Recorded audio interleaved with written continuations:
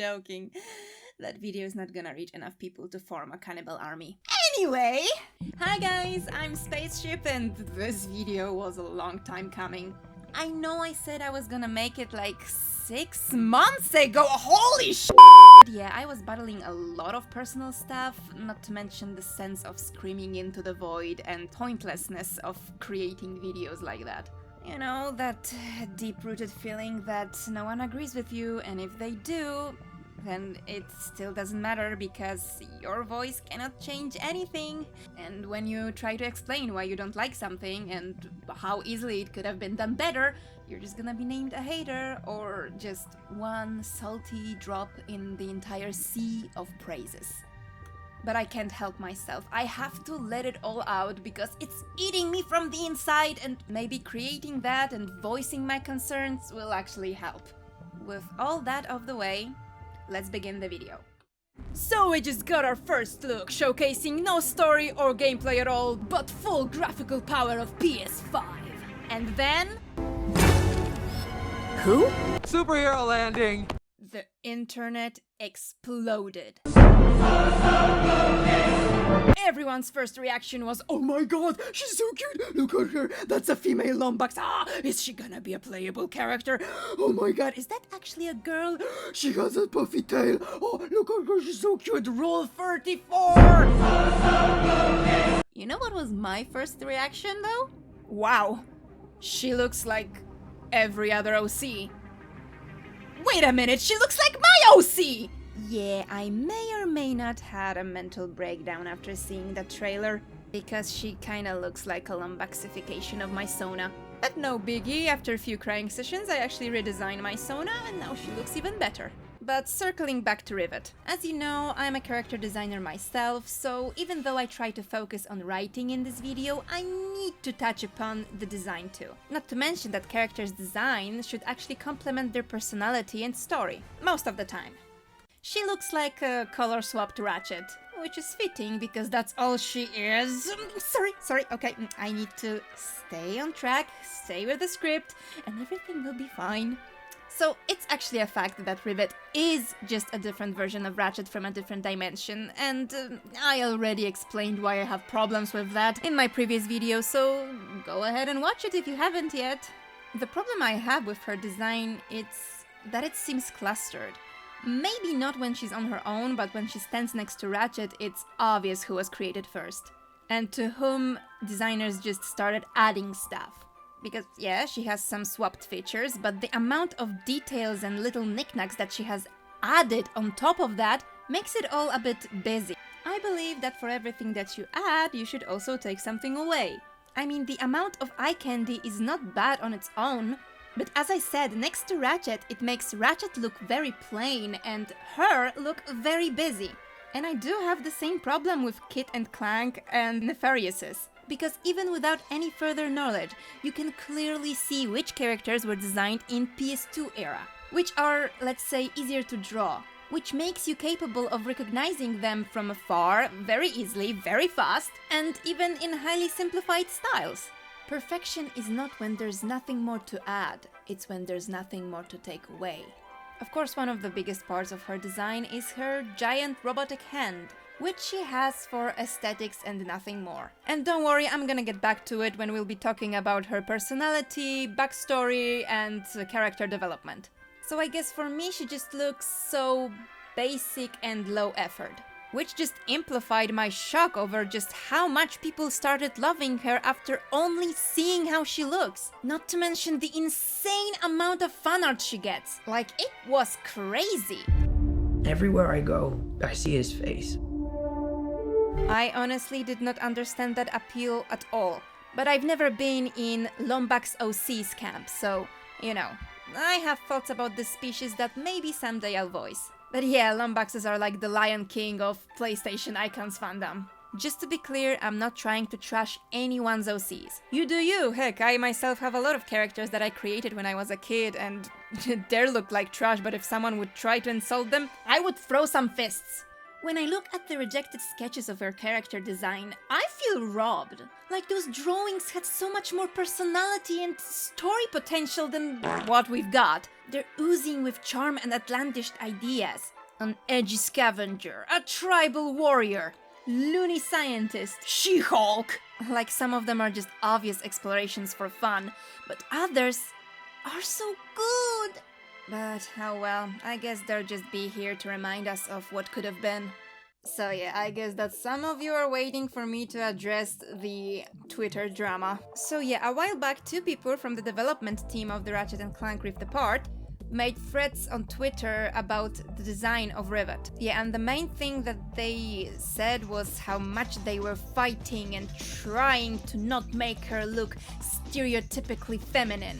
For her not to have larger breasts or hips or makeup or anything like that, and how much important that was to them. One of them said that making anthropomorphic animals to have any type of distinctively female human features is harmful.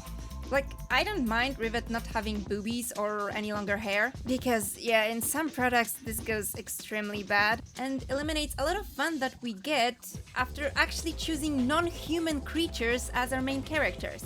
The problem here is that they seem to be going the other extreme, not to mention the language they use to describe the franchise, that seems to signify that they are very hostile to the lore and, in extension, fandom. Ridiculing everything that wasn't created by them, calling Lombaxes space rats or mouse dogs, even though Lombaxes are based on felines and stuff like that. Plus, side note, yes, Lombaxes are mammals. They have fur, they are warm-blooded, they have mammal teeth, not to mention their skulls and skeleton build, plus their noses and eyes shapes indicate that they are in fact mammal predators or omnivores.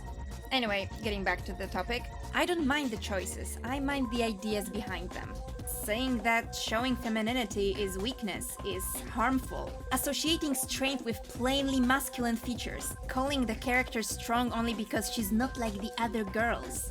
And I'm not saying that over-sexualized designs with no armor and tiny waists are the way to go. But maybe you can be a hero wearing dresses and liking pink. Femininity shouldn't be something that needs to be skipped. Why? Because when you like makeup you can't kick ass? Because when you have boobies you have to be objectified? Because when you wear dresses you cannot be good at sports? Female characters should be strong while being female, not despite that. Because this is not breaking stereotypes. This is enhancing them. Because being a girl is not something and should never be something to overcome to be deemed strong. That got deep. But what do I know? I'm not an activist. Let's get back to the kids' game. Identity theft is not a joke, Rivet. Millions of families suffer every year. Oh boy, so let's get to my favorite part. Writing. Writing-wise, character-wise, Rivet is just Rey from Star Wars. Yeah, a few days back I stumbled upon a video that I actually watched before from NUTSA. I hope I pronounced it right, I'm sorry if not. About all of the problems with Rey, and honestly, I could have just told you to go ahead and watch it and just replace the name Rey with Rivet and everything would still be accurate. But I'm not gonna do it, I'm not gonna just take someone else's work and slap a new label on it. But seriously, go ahead and watch it, it's a great video. When the creators of Rift Apart are talking about the game, they are saying that they tried really hard to make Rivet and Ratchet equals in the game, so you have the equal time spent with them, and how they are happy that Rivet turned out not to just be a Ratchet's clone and she has her own personality. And both of that statements are blatant lies! I don't know if they're lying just to the gamers or to themselves as well, but it's not true. Rivet is just Ratchet with no tweaks at all except for her gender. Come on, I knew you wouldn't hurt Clank. Pretty sure you're me, after all. Wait, what makes you so sure you're not me? Well, I mean, come on, You got nothing. Yeah, I got nothing. The only reason that some people feel that no, she's her own person is because Ratchet is not himself in this game. Because his personality is completely changed, except for him being a kind-hearted hero. In the first game, Ratchet is a straight-up asshole, selfish, rude, and sarcastic. But he changes. He changes throughout the years. He grows and matures. Oh, I can understand why he was more childlike and less asshole-ish in the reimagining, because there he was a child, but here we have a Ratchet post-Future Saga, and they made him a whiny baby. One thing, like a core characteristic of Ratchet, is that he's careless. Careless? Such an ugly word. I prefer carefree. I mean, he acts before he thinks and later has to face the consequences of that. And Clank is there to be the voice of reason, to stop him, to calculate the chances, to just think. In Tools of Destruction, Ratchet did not think about the possible consequences of taking the Dimensionator and finding Lombaxes. He was selfish, he thought he just wants to meet his people because that's his birthright, and only later he realized how much harm it might bring. Same thing with the Great Clock and with Nexus. He has to face the reality that some risks are just not worth taking. He sometimes thinks with his heart, not his brain, and sometimes with his wrench. And in Rift Apart they made him anxious, unsure of himself, while he usually is full of himself. That's one of his most charming traits because he later realizes the consequences and his own limitations. But he is never unsure of his own capabilities. Quite the opposite, which leads to many mistakes. I'm not against Ratchet feeling rusty, but that's not how he would act. They Last Jedi'd this Luke Skywalker. He always has this attitude, yeah, I can do it, no biggie. He's the one who gives pep talks. He would never be anxious about a party thrown for him. He'd be happy. We're talking about a guy who was excited to fight on a gladiator arena because he can show off. Yeah, he had character development, but those traits are still in there. Or at least they should be. But why am I angry? He's not even the main character in the game that was titled after him.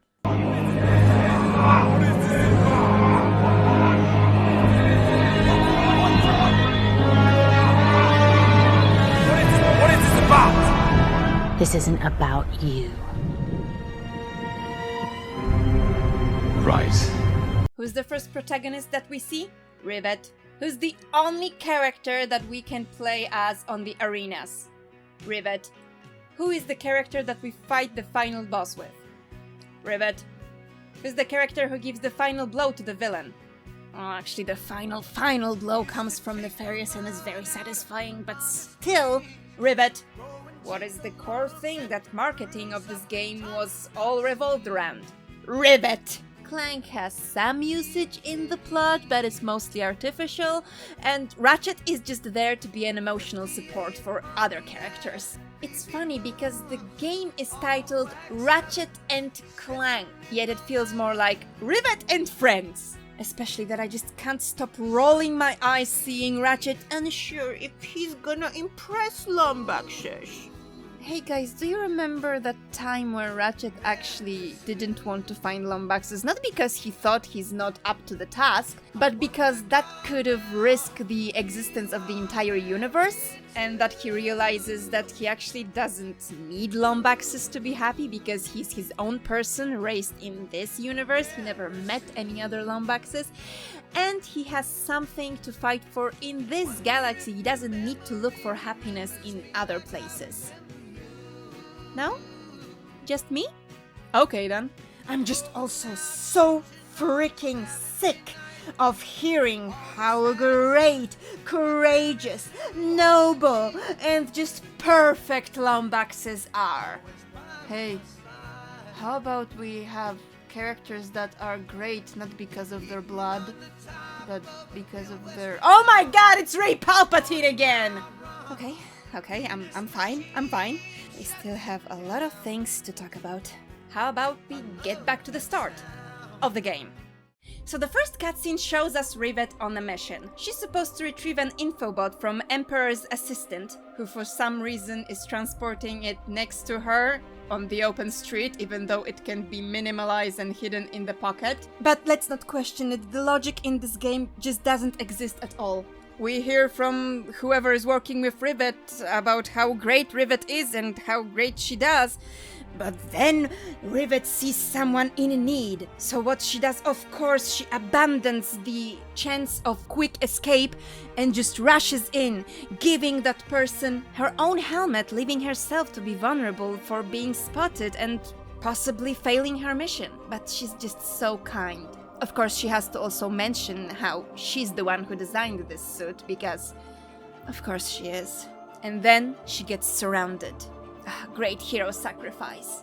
Then we immediately cut to Ratchet, who's anxious because he's not sure he's up to task of being a hero, and he doesn't understand why the people are throwing a party for him because he didn't do anything heroic in a while. Aww, he doesn't know if he's good enough. Look, that's are his problems, the self-doubt.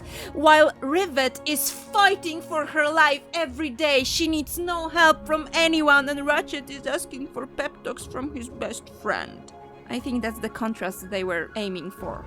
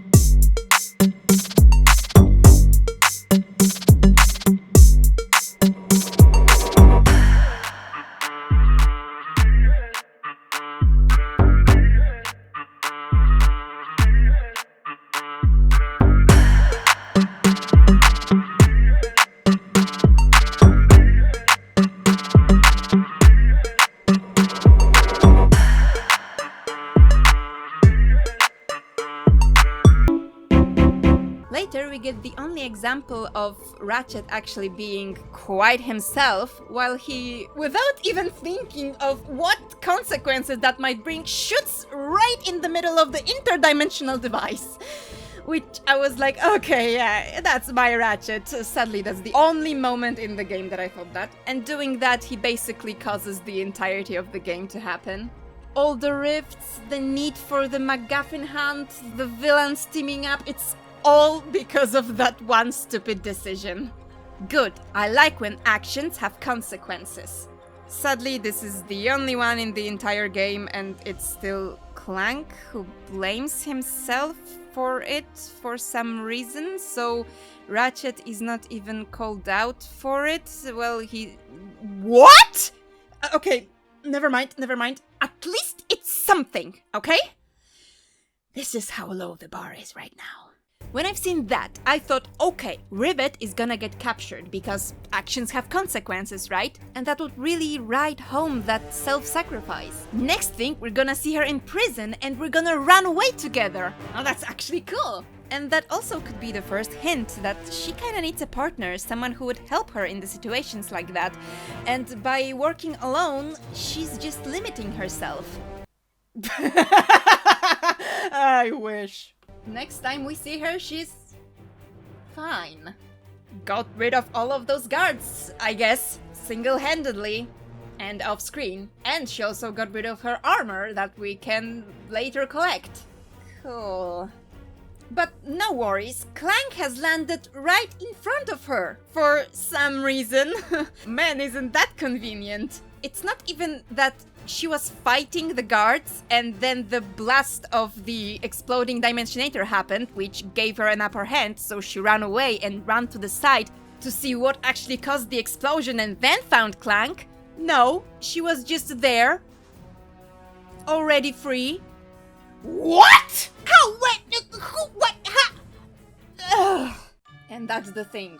She is a Mary Sue. And don't give me that, oh, now every strong female character is gonna be called Mary Sue, you just have internalized misogyny. She actually has flaws. She's mean sometimes, so she's not a Mary Sue, okay? Well, you're not calling Ratchet a Mary Sue, even though you're saying that she has a copy of his personality. Because being a Mary Sue is not just being perfect. Mary Sue's can have flaws, but they are never called out on them, and they never have to suffer the consequences. Mary Sue's have flaws. The same ones that you tell your employer when he asks on the job interview. You're working too hard. You just care too much. You just have too big of a heart. You're just too pure for that world. And when you make a mistake, it's either a blessing in disguise or it just has no consequences at all. Mary Sue's are characters that do not face consequences for anything. And that sequence was just one example. And don't worry, we're gonna get to her arm. If you ask anyone about the fundamental rules of writing any story or character, they would tell you that one of the most important ones is show, not tell. Well, this game is telling you a lot of stuff, and it's either showing you the exact opposite or not showing anything at all. Or actually, it's not even telling, it's trying to tell you something. Like, we are led to believe that Rivet is this untrusting solo hero who just believes that she doesn't need anyone and just does her stuff. And she doesn't trust robots because of her backstory. Well, there are several lies in this. Because she has friends everywhere. I guess she's just that likable. She has friends on her home planet. She has friends in the Resistance. And when it comes to robots, she has friends in Zurkons. She has a well-meaning frenemy kind of rivalry with Pierre Lefebvre and his pirates. And she's befriending Clank just like that right after learning that he's not lying to her face. So, because she's just so open and friendly and forgiving. Then she meets Kit and immediately trusts her because why not? Oh, she's so well-meaning. But later, oh no, it turns out Kit is the one who harmed her in the past. But don't worry, it takes only one suggestion from Clank about forgiveness to Rivet to just be like, yeah, you know what, Kit, I forgive you because I'm this good. I forgive you for sacrificing your own freedom and almost life to save me. I forgive you for switching sides to good from evil and going against everything bad that you were led to believe. I forgive you for helping us on all of those missions. Let's not even discuss the guilt Kit feels for actually doing what she believed was right at the moment. For doing exactly what she was built to do. And going on an exile when she realized that she was doing bad things. Trying to amend for everything. No, Rivet forgave you. Yeah, I know that she forgives her because of those good actions and because of the guilt that Kit feels, but the emotional focus is on the wrong character here. We should be with Kit, not on the side of Rivet, especially that we are led to believe throughout the entire game that Rivet is over it, that she doesn't mind having that robotic hand, that she's over what happened to her before, that she never had trauma because of that, and that she's better than ever. And yet the writing is trying to side us with her, even though we actually should really focus on Kit and what made her believe in herself again. But no, she's just left behind. Because Zoni forbid we focus on someone who's not a mascot of the series. She's not even on the cover! Even though she is also an alternative version of our main hero. Of our title hero. And I am very mad that Kit and Clank had no scenes together. Seriously, the moment in the bar is their only interaction throughout the entirety of the game.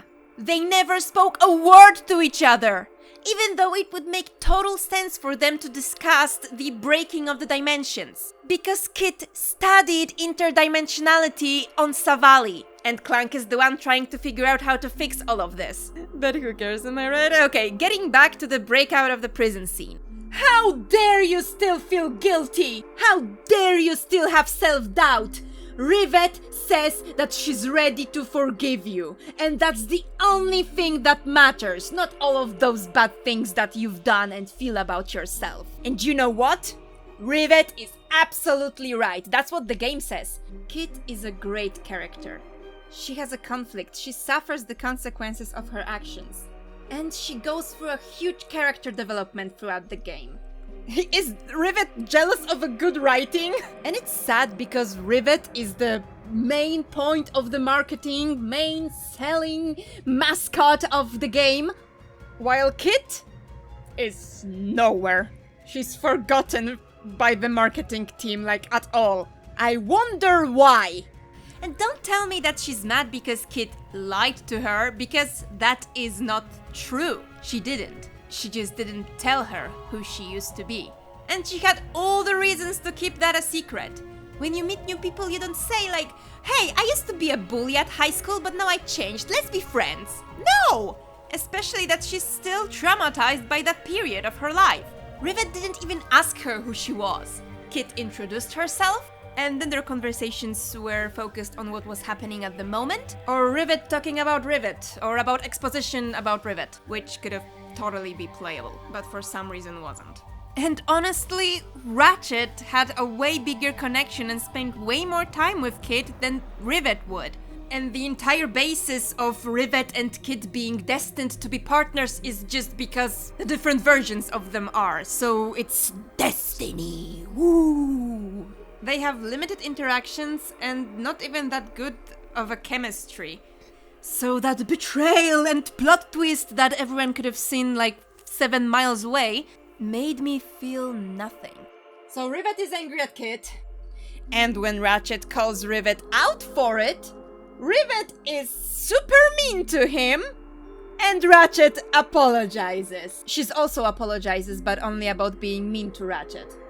Like, immediately. And then, Kit comes back! And they're all lived happily ever after, thanking each other every second word. Yeah. No consequences for Rivet's brattiness. Not trying to understand anyone else's feelings. And everyone still loves her. Because no matter how mean or rude Mary Sue is, she is loved by everyone because she's perfect just the way she is. Plus, she inspires everyone around her to believe in themselves, even our old heroes.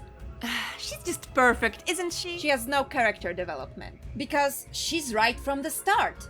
She believes that some robots are evil because they work for the Emperor. And she's right about that. And she believes that some robots are not evil because they don't work for the Emperor and are her friends, which is also true.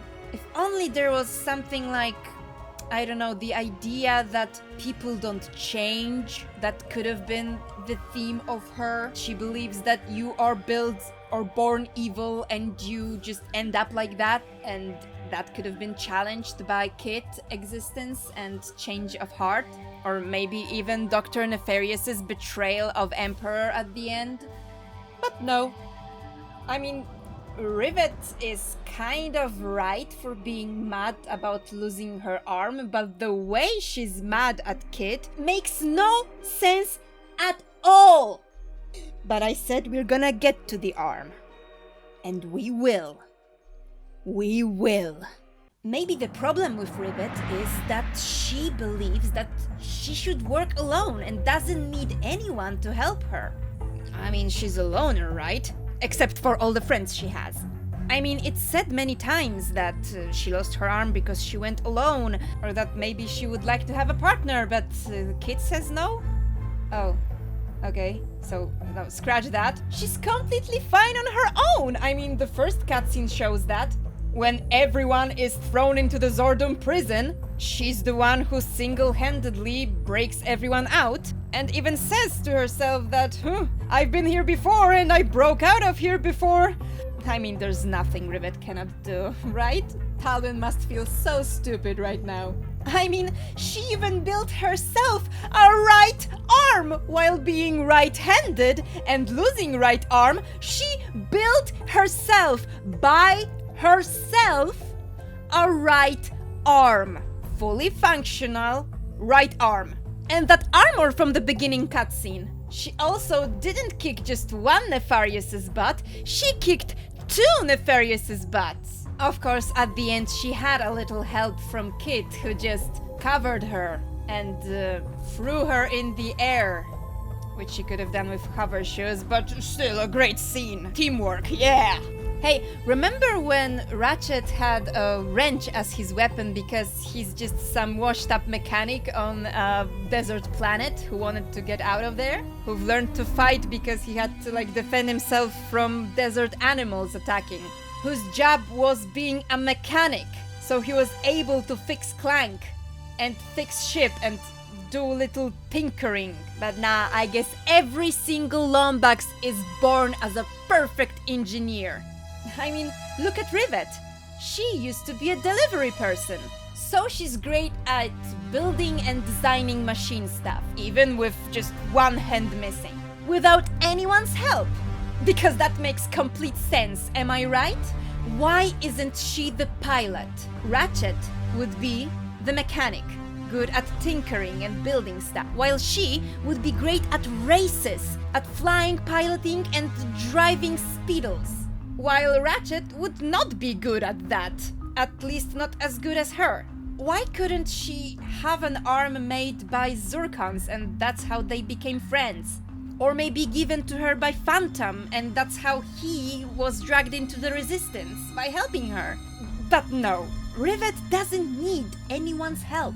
She can do anything, and nothing can stop her or slow her down. She's just so great. Okay, I promised to talk about the hand, and it's time for it. I believe that Rift Apart is kind of ableistic, even though it tries to tell you that it's not, while showing you that it is.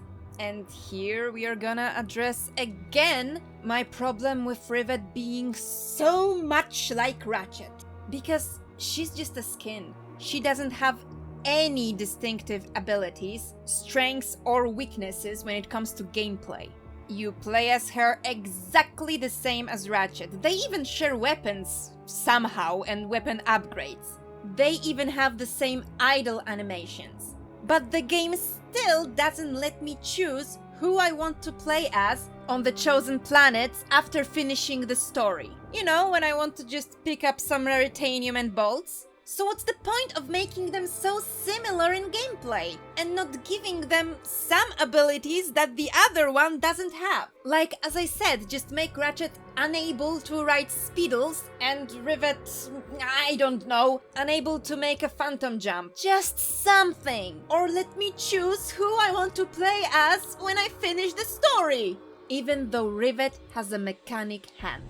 Just think about all of those wasted potential and possibilities. Why don't make it a mechanic? Make her hand stronger with the punches, that's why she has a hammer, but using it eats a lot of energy, so for example you can do some special punch in exchange for some nanotech loss. But no, this hand is just a cosmetic, it's just a skin. Same goes in the story. Yeah, the game tries to tell you that it's a big deal that she lost her arm, but also so many times Rivet says that she's fine, she's okay. She herself, with no one's help, built herself a cooler one, and it's better than ever. Yeah! Actually, when it comes to this topic, I asked for help from OAKWYRM. Go ahead and check out his channel. He's making a lot of great content about art, animation, and disability in media. So I thought he was gonna be the perfect guy to ask for an opinion about it. And we came to the conclusion that the slight ableism that comes from Rivet is mostly because of the ignorance and not some bad intentions. When it comes to Clank though, yeah, at the beginning of the game, Clank gets crippled. He loses one arm and the usage of his legs. He's kind of in a permanent backpack mode, and the first time that it's actually addressed is when Clank and Rivet are visiting the Fixer, a guy who can fix anything but lost his mojo, because he believes that everything is broken and nothing can be fixed, blah blah blah blah blah. And he calls Clank broken, because he is broken. He's a machine that got permanently stuck in one of his modes, losing the usage of his legs and one arm. Then Rivet says that if Clank is broken, then she is too, while being perfectly fine. Rivet can do anything. She still has two arms. One is different than the other, but they are still working perfectly with no added pros or cons except for the aesthetics. While Clank is strapped to her back and can't move freely at all. And Clank is like, very cringely, "You fixed me because you've let me believe that I am still myself no matter what." Very nice message, yes. Clank is himself. He's no lesser despite his disability. Later, he even says Ratchet that he's starting to like his new self because he accepted what happened to him. It would be cute if he wasn't fixed at the end. He gets the usage of his legs back and his arm. Now it's only yellow. So it's like having a tattoo for a robot, because Nefarious, for example, changed entire color palette and no one even batted an eye. So yeah, it's great that he accepted himself and he was no lesser, but now he's still fine, because he's fixed again. Not to mention that the only playable sections of him are in some kind of ethereal space between spaces where he has full usage of his body. So we can't even play as him in that new accepted self that is just temporary. So I guess that the moral of the story is, you're never broken if you can be easily fixed later. There is one moment that was almost great, when Kit reveals herself to Rivet and Rivet has a slight phantom pain. I really liked that, but I don't think it's enough. I'm sorry. I think that there should be struggle for Rivet. That she should have some ups and downs because of having her arm cut off. Maybe even put it in idle animation that she's like adjusting it. Maybe she has to fix it after a fight or something like that. But make it not stop her. You're telling me she's completely over it. Yeah, she's still bitter towards kids because of her cutting her arm off, but it's more like her accidentally bumping her with the car and her having a bruise than life-changing injury. That's what it seems like, because these are the consequences that Rivet feels. Her arm is now made of metal. And that's it. It works perfectly fine, she doesn't have to do anything with it, there is no struggle associated with it that she has to overcome, because she was capable of building that arm herself. And she's just like, it's Sunday for you about it. It's the same as with everything else. They're trying to tell you that there's something about her, but it just doesn't add up. Didn't even change anything in her mind. Didn't make her any more cautious or any less trusting. I guess it just made her look cooler. So, thinking back to my video about females in Ratchet and Clank, the only thing that I can think of that would make everyone love Rivet so much and be blind to her writing flaws is that beggars can't be choosers. But it actually makes me really sad, because it means that they will never change, they will never learn, and will never gonna get anything better. I think that a lot of those stuff could have been easily fixed. For example, as I said, make the first cutscene result in Rivet getting into prison, or getting into the transport to the prison that gets destroyed by the explosion of Dimensionator. At least we would have some consequences of her actions, or make her actually lose the infobot that she got on the mission because of helping that very cutely designed citizen. Or how about mentioning that she didn't just escaped from Zordon prison by herself, but actually that was the day she joined the Resistance, because she escaped with other members of it. Maybe that's actually where they formed it. Or how about making her less perfect at the beginning and give her actually a character development? Like, make her really against teamwork. Make her believe that she can do anything by herself and she doesn't need any partner or any help.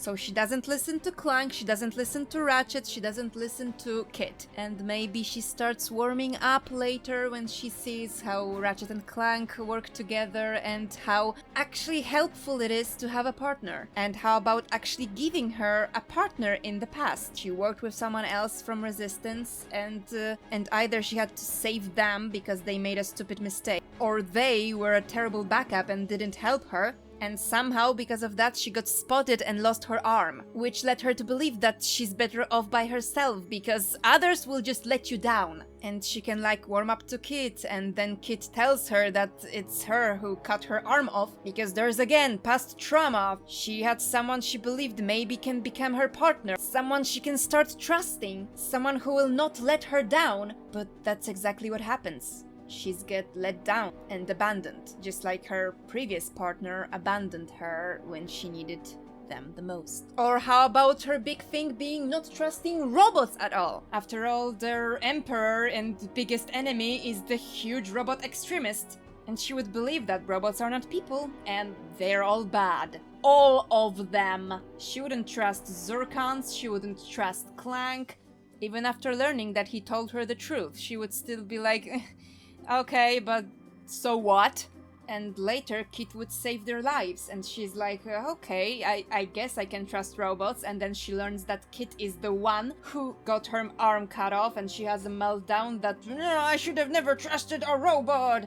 But then she sees a bond that Ratchet and Clank have. Ratchet tells her that they're bad and good people, despite of if they're made of metal or not. Something like that. And she changes her mind and becomes a partner with Kit. The game is telling us that it's trying really hard to touch upon those issues, but it fails. Honestly, even reimagining Ratchet had more character development than Rivet. Her perfectness with some quirks should be the end goal of her personality, not the beginning, middle, and end. Make her grow, make her change. Ratchet had so many games to do that, and he did. But no, Rivet is always in the right, she never makes mistakes, and when she does, they have zero consequences. She's a perfect self-insert in a fanfiction, with everyone in the entire galaxy telling you how great she is, and how much they love her. And you know what? I played this game really wanting to like her. I really did. I really hoped with all my heart and soul that I will be proven wrong with all of my bad feelings that I had about her. After seeing her, after the personal stuff with my Sona, after fairies and marketing and everything. I really hoped she's gonna surprise me. I really hope that I will be like, okay, I take everything back, I wanna see more of her. But sadly, I was let down double time. And I feel really bad seeing how much people love her. Maybe because I feel like they're falling for the scam? I don't know. I should be happy for people. Maybe I'm jealous because I just cannot turn my brain off and enjoy the pretty visuals of the game. Because I just get too emotional about stuff. But it really all comes from the place of love, because I love this franchise and I hate to see it being praised over the moon for mediocrity. And maybe because I know that the more praises and fan arts and love there is for Rivet and more money given to Insomniac Games for gadgets with her face on it, the more sure I can be that nothing will change for the better. That this is what we're gonna get, and we're gonna get more of it in the future. And it hurts me because I know of how great things this franchise is capable of. Not to mention how easily the stuff that I feel were done wrong could have been fixed. There's so many stories that we haven't touched upon. We can still develop Ratchet's character. He hasn't been a mentor yet. He could have been a mentor to Rivet. A beginner hero. Him being rusty and out of shape because he hasn't been heroing for a while. And inspiring new heroes, new generation, stuff like that. Make him Tony Stark to her Spider-Man, not Tony Stark to her Captain Marvel. But I guess it's a kid's game and I'm asking for too much care. Because honestly, who cares? If you got to the end of this video, then congratulations. Oh my god, you have such a good attention span, like, whoa, thank you. and maybe leave a comment. Let me know your thoughts. Maybe there are some people in this universe who feel similar to me. If not, tell me why. I probably didn't even put everything I feel is wrong with Rivet in this video, but I hope the majority of the most important points is there. But that was it, my Rivet rant! Let me know if you'd like to hear my thoughts about other aspects of Ratchet & Clank universe. Maybe some of you would like to hear my thoughts about Lombaxes and what direction I would like their story to go. Or maybe a deeper dive into my problems with treatment of Dr. Nefarious recently by writers. Or anything, just let me know. So, yeah. Bye!